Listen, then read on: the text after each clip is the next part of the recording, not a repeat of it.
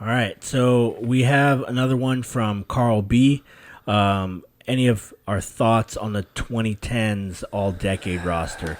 And if we thought that there were any snubs. So I'm assuming that there's some people that he's looking at. Know that he's a Colts fan, so I'm gonna see if there's any notable Colts names missing here. But you go down the list. You start on offense. You have Tom Brady, quarterback. Aaron Rodgers, quarterback. You have Frank Gore, running back. Marshawn Lynch, LaShawn McCoy, Adrian Peterson, your 4 running backs. Receiver, Antonio Brown, Larry Fitzgerald, Calvin Johnson, Julio Jones. Flex, the record skip, Darren Sproles. We'll come back to that. Tight end, Rob Gronkowski. Tight end, Travis Kelce. Offensive tackles, Jason Peters, Tyron Smith, Joe Staley, Joe Thomas. It's a really solid group. Offensive guards, Jari Evans, Logan Mankins, Zach Martin, Marshall Yonda, another really strong group. Alex Mack and Marquise Pouncey. Not sure how I feel about Marquise Pouncey. Defense, we have defensive ends, Calais Campbell, Cameron Jordan, Julius Peppers, J.J. Watt. Defensive tackles, Geno Atkins, Fletcher Cox, Aaron Donald, and Ndamukong Suh. Linebackers, Chandler Jones is more of an edge rusher. Luke Kuechly, Khalil Mack, Von Miller, who's also an edge rusher, Bobby Wagner, and Patrick Willis. Cornerbacks were Patrick Peterson, Darrelle Revis, Richard Sherman. Safeties were Eric Berry, Earl Thomas, and Eric Weddle.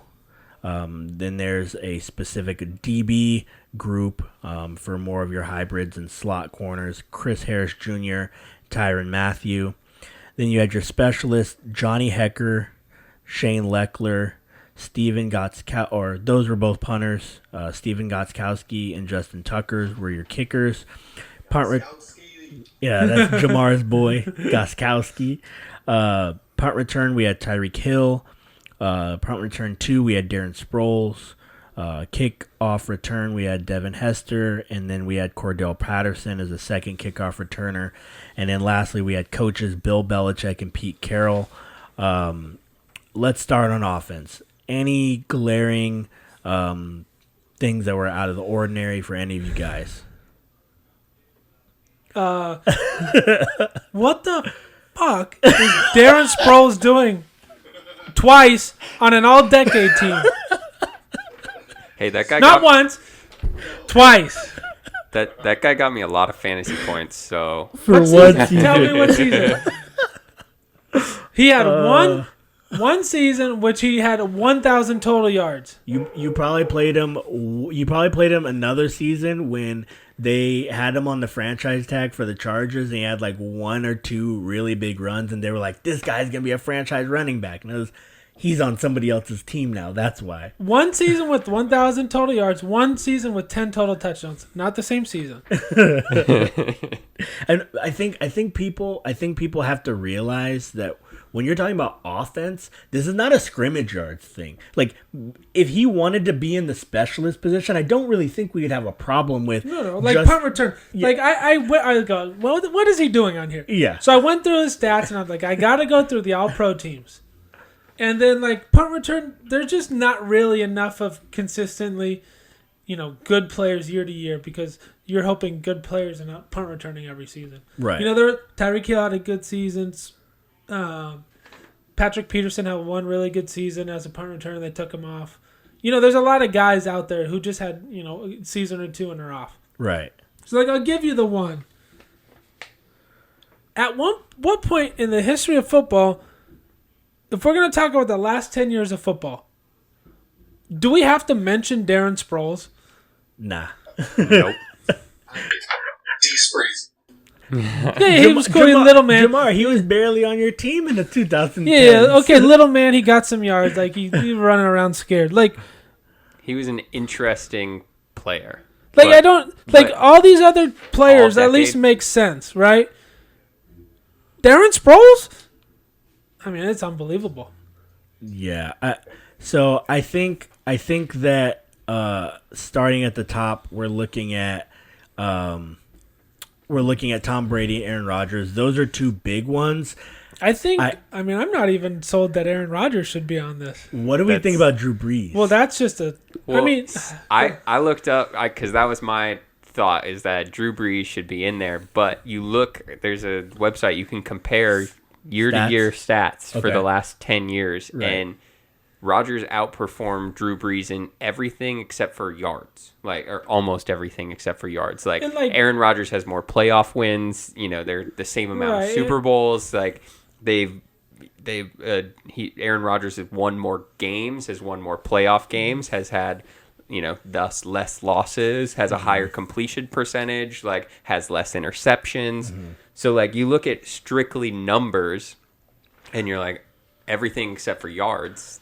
So do you think that instead of talking about the Darren Sproles, why are you here, and finding another place to fit, another player to fit there, because I'm sure we can find another running back or receiver, wouldn't it have just been fair to not put a flex on there and just put Drew Brees? Or put a fifth receiver? Yeah, I mean, I think they did a pretty fair job when it comes to the amount of players at each position. You can't have lists super long, but yeah, I think you could have found any running back or receiver that was more impactful in this decade than Darren Sproles was. I mean, on offense. Like if you had a choice to be like, do I want AJ Green on offense or Darren Sproles? It's not even a question. You can start looking through. You can look at some of the 2010 stats. Yeah. Brandon Marshall. Yeah.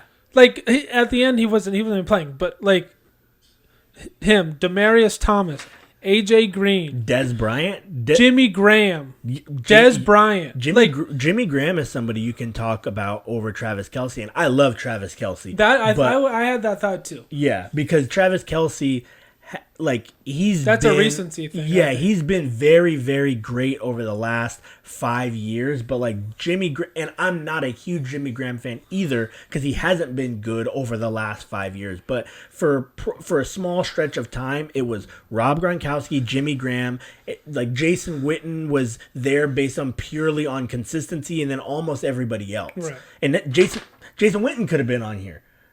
Jason Witten has the third most catches in NFL history or something. Right, he's like that next tier down probably for a decade to him. And Greg Olsen, they were both very solid, but no one ever said, man, that guy's the best player at his position in the league. Right. And you look at a lot of these positions, especially on offense, just the skill positions. Well, it is kind of all these guys played all 10 years or most of the years, which I think, when you're doing counting stats, does add up. Right. That was kind of my point with or you could make a point with Travis Kelce versus Jason Witten is Kelce came in the league 2014, 2015, something like that. 14 was his first season. So 15 was his breakout year. Yeah, so 15 was his first year that he was relevant. So he's only been there for half the decade. Mm-hmm. Does being there for 5 more years, your numbers were less, you were less impactful for a Jason Witten argument, but you were there the entire time. I mean, that's got to have some weight. I think it's impossible to make the era-to-era comparison, but I think what you have to do is you have to take a look at, if you weren't playing at your most high end for the entirety of that decade, you have to figure out why was it that you had, a strong, 4 or 5 year stretch. So for Adrian Peterson, he was good the entire decade. He's in no matter what. Frank Gore, as much as he's not upper echelon, he was consistent. He was in there entire decade. It's just too, he's one guy's I mean, he played a lot, but I never looked at Frank Gore and said, man, he's the best running back in the league. But I think if you look back, because 10 years ago, if you look back at 2010 to 2014, Frank Gore was number 5 in the league at running back. He was always very good, right? But no one ever said, man, that guy, he is super good, right? He should be the number 1 running back, paid the most. Yeah, we should hold him in the highest regard. He's a grinder, 4 yards a carry. Right. And but that's the thing. He benefits for being there the whole time. Now, the reason Jimmy Graham is not on here or Jason Witten's not on here because they played very well in the decade before this, played great for 4 years of this decade. In the last 6, they still played, but they weren't anywhere near as productive. Right. And Travis Kelce gets the benefit of the doubt because he wasn't even there. Right. All we've seen of him is 1 year where he was a rookie and figuring it out, and then was basically one of the top 3 tight ends, in the league for the most part since he's been in. So it's really like an interesting type of debate. Do you guys have any defensive snubs? Anybody? Before we go there, there's some unanimous guys on here: Tom Brady, Adrian Peterson, some linemen, Aaron Donald, J.J. Watt. All those guys are warranted. How is Julio Jones not unanimous? Because there's people out there tripping. Let me just pull up some Julio Jones stats. He had 5 straight years of 1,400 yards receiving. Yeah, he has. Let's see the actual stats here. I'll let you talk. All his career has been in this decade. Yeah, his whole career, 2010 and beyond. Yeah. Calvin Johnson was the best when he came in, right? Yeah. And I don't. Megatron. Oh man, it's so impressive that he barely even played like half of the decade. Right. It's still on here. Wait. Before you continue, why is Megatron not unanimous? He just didn't play enough. I don't think. He didn't play long enough. But he was so good. I don't think you gotta play long enough. No, Your name I is know. Megatron. I know. But you could see the argument. If you were voting on it, but I mean, he's by far. Yeah, it's the Unreal. argument I just made for Jason Witten. Yeah, so exactly. Like Julio Jones, 1, 2, 3, 4, 5, 6, 7,000 yard seasons, 1 shortened by injury, 1 959 yards. That's his whole career. The leading yards per game receiver in the history of the NFL. He's done it for history, and it's by like 9 yards or so. The next closest person, is I pretty get much it. down Maybe you docked him for Darren touchdowns. Sproles? Tis not. Tis Like not. maybe you docked him for his touchdown production, but that's not all in him. He's been the most consistent, best receiver over the 10-year stretch. Like he's got to be unanimous. Kyle said it, not me. It's crazy. We can go to the defense now, but that's just my thought. He's been the best. He still is the best in the league. Defense seemed pretty fair. I double took a little bit with Eric Weddle. I'm not. I just said I double took a little bit. Go ahead, Jamar. Why does Eric Weddle deserve to be in here? So Eric Weddle doesn't deserve to be on this list? I didn't say he doesn't. I said I double took a little bit. He's very close to not being. But like I'm more on Jamar's side here. So he played the whole decade. Yep. And was very good. Yeah, he was. But he like, was a really good player. I don't like maybe 1 or 2 years. Like he was like one of the best safeties in the league. For sure. He's been a very solid safety the whole time. Right. So it's like, I like I said, I went through some all pro stuff, and like there's not really enough people in there to say this person should be here or not. Right. I would have, if I was going to talk about DBs, I would have more issue with like the DB category, the hybrid category, than the safety category. Because Eric Berry, Earl Thomas, those are no-brainers. Right. The best players in the league for like a 5-6 year stretch, easily. And I know I think you had a little bit of issue with Chris Harris Jr. being on there. Yeah, I look back, like no one's ever talking about Chris Harris being the best in the league. Yeah. And like he's been very solid. And Tyrann Mathieu too. He had a couple very good years. And the one of the years he probably should have won Defensive Player of the Year. He got hurt midway through it and kind of ruined the Cardinals' chance. But like, he got cut a couple times. Money or not, he got cut a couple of times. He was not great. He didn't play the whole time. I mean, I don't know who you would fill in there for Chris Harris Jr., but like, at least Josh Norman was locking people down for 5 straight years. Yeah, that's true. Like, I know he hasn't been great. He didn't age well, but like, I think. I would still put Weddle in over Josh Norman. I think, and like I said, I just double took a little bit. I think he deserves to be on the list because when you think safeties, you have to go in and be like, if you're not on there and I feel some type of way, I have to think who has to go on there instead of you, and I can't think of anybody off the top of my head who should go in there. You could probably start searching through Pro Bowl stuff and find someone. Right. But if I have to do that, then you shouldn't be on the all-decade team. Right. Like, if I got to search for you, then, like, Eric Weddle has a but spot also, there, like, so. What about the missing person from the Legion of Boom, Cam Chancellor? But did he play? How long did he play too? I mean, it was, I think, maybe a time. Like I looked at Chris Harris's career. It's in this decade, like Right. 2010 to now. Yeah. He played the whole time, been a very solid player, and you know, maybe you just can't overlook some of those, you know, stats. I thought maybe Aqib Talib. that's a pretty good one. Like, if you're going to say people, that's the one person, like Aqib Talib over him. I know he's not a a fun guy to DB watch, too. playing, but he did play some slot corner, which is basically what they're saying here. Like, Aqib Talib was locking people down. You might have considered him the best corner in the league for a couple year stretch, at least in an argument. That is a good In one because Tampa to New England, and then his first year in LA.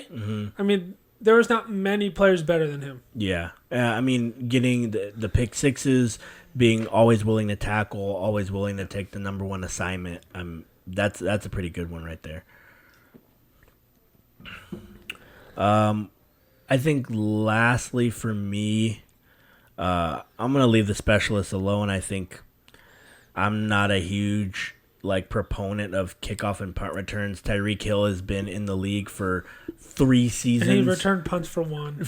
He returned punts for 1 season. I mean, he's dynamic, but if you wanted to put somebody else there, punt return, I think that's fair. There's just not enough people with enough returns. Exactly.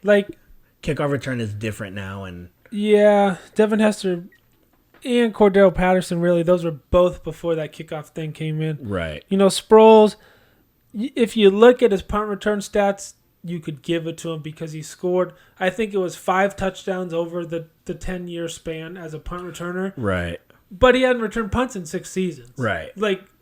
So it's just, those are weird. Well, I can give all those away. I don't care. Yeah. But, get out. You're not an offensive all-decade player. So I don't think that they did anything wrong with the coaches. I think that they got the coaches hit the nail on the head. But I would have liked to see them add 2 more and put in Reed and Sean Payton. I don't think any 2 coaches have meant more to their franchises outside of the 2 that they named. They've been models of consistency outside of Andy Reid firing season. As stalwarts in the playoffs. Sean Payton. They got to get to Tony said. I mean, I wasn't sold on Aaron Rodgers before. That's a good debate. Yeah. But coach, you got to make the playoffs. Right. At least Pete Carroll, Bill Belichick, they're in the playoffs. Yeah. Right. Yeah. Half of those seasons, the Saints were in the playoffs. That's true. And he didn't That's kind of your job. Yeah. Right. Drew Brees, you throw some stats up. Maybe your team is not that good. Yeah. And I'm not the. I mean, I've already said on here, I'm not the biggest Drew Brees fan. Either way, but you could put a debate up for that. I don't think Sean Payton should be on there. Right. I would definitely say Andy Reid before him, but there was seasons they weren't getting anything done either. So I'm okay with 2. Yeah.